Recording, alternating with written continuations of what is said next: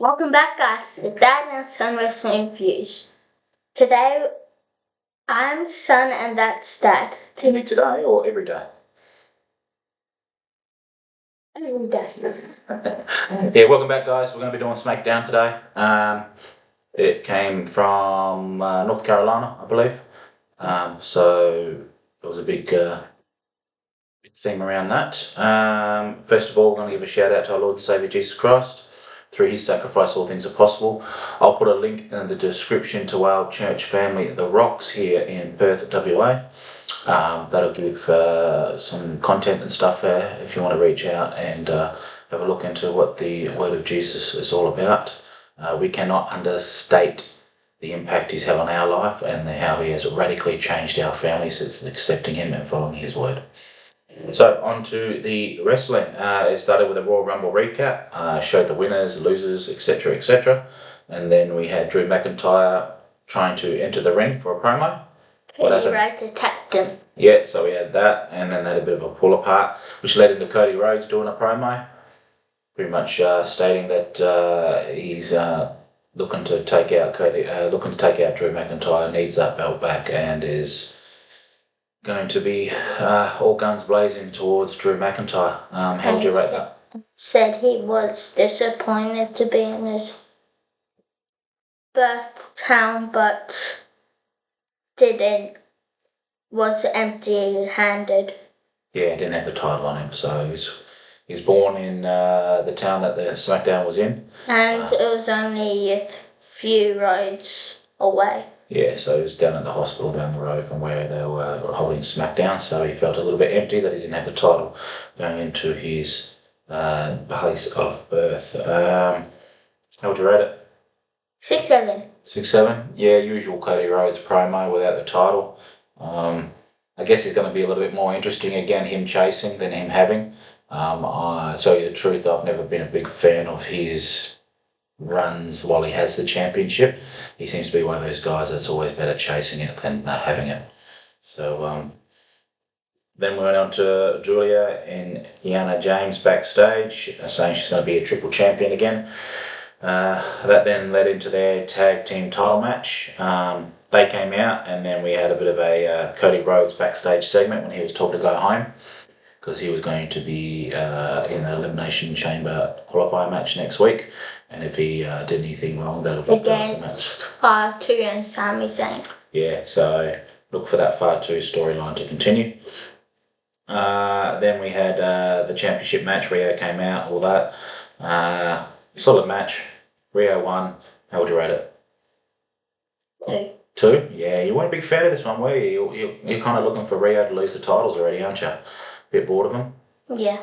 Fair enough. I liked them winning, but now I like them losing. Yeah, fair enough. Then we moved on to a Miz, Dragunov and Carmelo Hayes backstage segment. Pretty much the Miz had jumped queue for the Open Challenge, but Hayes says he wasn't going to put the belt on the line as a result. And that it went straight into the match. Yeah, Miz Hayes. I actually thought Miz was going to go over at one point, so they played this match well. The finishing segment, it was quite impressive actually. Was the skull crushing finale? Yep, and then a roll up into the first 48. Yeah, so very good counter, very good. I don't know how to say it. Very good run of moves.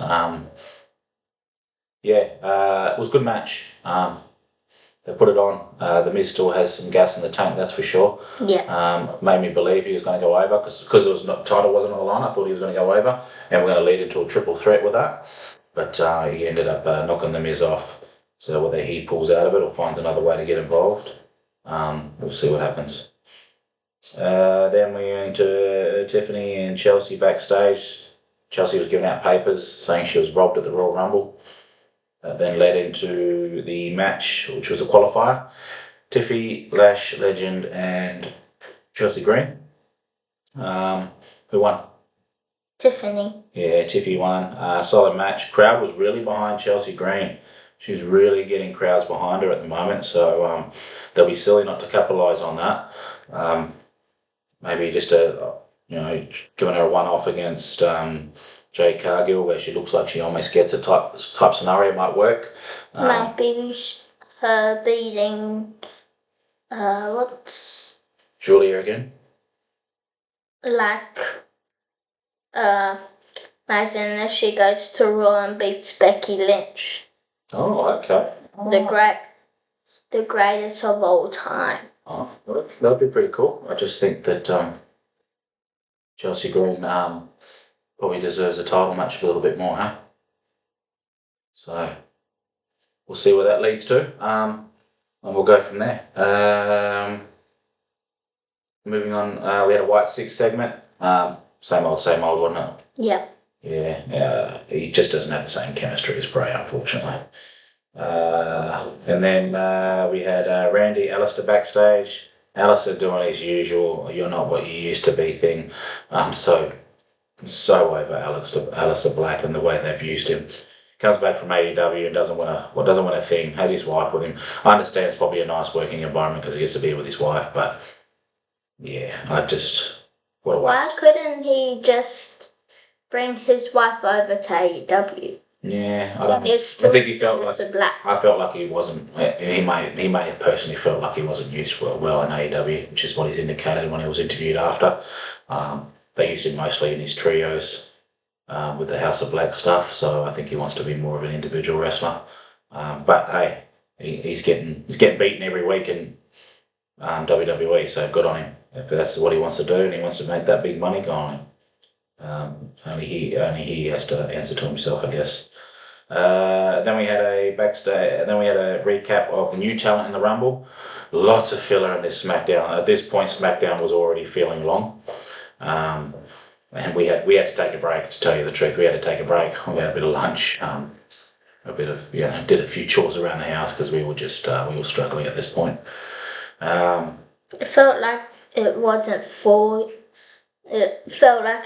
3 hours long. It felt like it was 5. Yeah, it was quite long. So yeah, they just showed all the new talent coming up. And then we had a Femi squash of Kit Wilson. Kit Wilson's theme song's over. I'm not sure about him himself. I think that character's going to drag on pretty quick. It already sort of rubs me the wrong way. So Femi squashing him was great. Yeah. Over Femi's money. That walkout and everything like that. My little kids were doing my twins were doing the hand movement stuff like that, so they thought it was great. We then moved on to Truth Priest and McIntyre having a backstage. This is another 2-3 minute filler for no reason.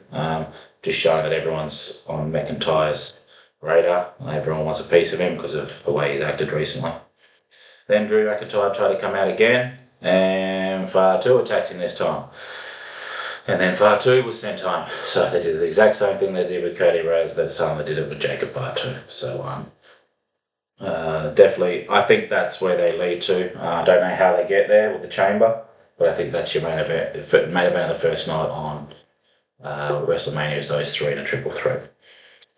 We then moved on to a Shinsuke versus Tamatonga. How would you rate that match? 6/7. 6/7. They worked hard. Wasn't too long. Interference got Tamatonga the win. There's obviously, I don't know if this is going to be the end of the storyline or if there's more storyline to come, but What story to come out there? we'll see how. Well, it leads into what happened later on with Solo Sikoa, I guess. We then had a Gargano backstage segment, more filler. Was a little bit funny, so can't bag on it too much, but definitely more filler there. He's obviously going to have nothing with Ciampa gone now. And then we had a Rio backstage thing that had Last Legend and Nia Jax come in. For the next match. Yeah, so they're going to have a title match next SmackDown. So I guess that at least led into something. It wasn't just filler for the sake of it. We then had Kit Wilson and Matt Cardona backstage segment when he was like, "I'm always ready," and Kit Wilson was like, "I'm going to go take a bath." Toxic. Yeah, just more filler. And then we had something happening in the ring. Liv Morgan come out, was saying that she's the best of this, best of that. she had Raquel there. When they were finally going to address the issues going on with them, Jade Cargill came out, got in their faces. Then Jordan Grace come out, got in their faces. We ended up with a tag match. How would you rate the tag match? 2. 2. Wasn't long. Filled a purpose that wasn't really needed. You could have just had this segment, and then these two could have been announced for a match. I thought they'd already done enough build for that. But hey, we got a bit of wrestling, which was good because up to this point there wasn't a lot. So you now have Jordan Grace Cargill next SmackDown as well for a title. So it'll be interesting to see where they go with that one. We then had a Royal Rumble recap for Sami Zayn and him walking through looking all depressed. Ray Phoenix tried to cheer him up, but then Trick Williams came in and gave him a reality check. Trick's great. I'm like, great stuff. Can't argue there. Lemon pepper steppers is what he calls his shoes. Yes, he's a walking merchandise machine. He's got one-liners that can go on t-shirts, so he'll be pumping the merchandise out and making that money, I reckon. We then had a CM Punk Roman Reigns recap. So more filler again. Some people are excited for it. The promo on Raw was good. It was good in the sense of trying to get people excited for two veterans filling a main event spot again. I personally wanted Bron Breakker or something fresh in there, something new. Yeah, the same main event has been going around for the last 4 years in WWE. 5. So I think it's time to have someone else step up. It was a good year to crown someone new, but obviously they don't want to go that way. Maybe they'll do that for the Elimination Chamber. Yeah, maybe Far 2 is the man that they crown as a new one. They had him in WrestleMania last year too. Yeah, but he wasn't in the main event. Talking about main event is here. Yeah, people get matches on WrestleMania, but we're talking those top 2 matches. You really got to be top tier, upper echelon to get into those. Then we finally got Drew McIntyre talking on the mic, and then at least he wasn't attacked this time, but he was interrupted at the end by Trick Williams, who was coming out onto commentary. Got on the mic, got a bit of a warning from Drew McIntyre, so he had the last word at the end there. Warned him that he would put his lemon pepper steppers where the sun don't shine, so that was a nice little one. So he looked a bit like, ooh, okay, it's for real now. And then we had the main event: Randy Orton, Aleister Black, and Solo Sikoa. Solo Sikoa was out without the MTFs. That's what we alluded to earlier. He was wandering around trying to, where are they? And no one had shown up. So look for something to happen there. Maybe the White Six got a hold of him or something. Won't make any assumptions, but that's probably where they're going to go with it. Who won? I have voices in my head. Yeah, Randy Orton won. Out of the 3 of them, Randy was always going to win. It wasn't one of those ones where you thought, someone might nick it from him. So Randy won. It was kind of like, is Solo Sikoa going to hit it? Done for. Yeah. So they fought. They put on a good match. It was nice to finish the match. It was a good solid match to finish the card off with. But in no way did you ever think Randy Orton wasn't going to go through, unless Trick Williams did something. That was the one little sort of thing they put on the side there, and that sort of ended SmackDown. What would you rate the whole show? 6, 7. Oh well, you're a much nicer critic than me because I thought it was horrible. This SmackDown dragged on for me. Yeah, I don't know if it needs 3 hours. I think you could have got rid of an hour's worth of backstage segments and had the guys wrestle, and it would have been a really good show. But you had to wait so long to get the wrestle. What they always do at Saturday Night's main event for some reason. Yeah. So shout out to everyone that's liked and subscribed to the page. They got over 1,000 subscribers. Yeah, it's pretty crazy.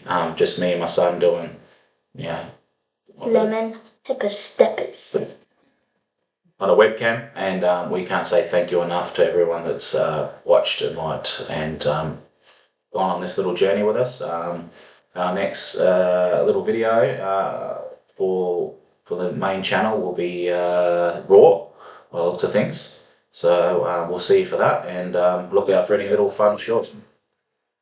No, Raw will be first before Dynamite, mate. Oh, yeah.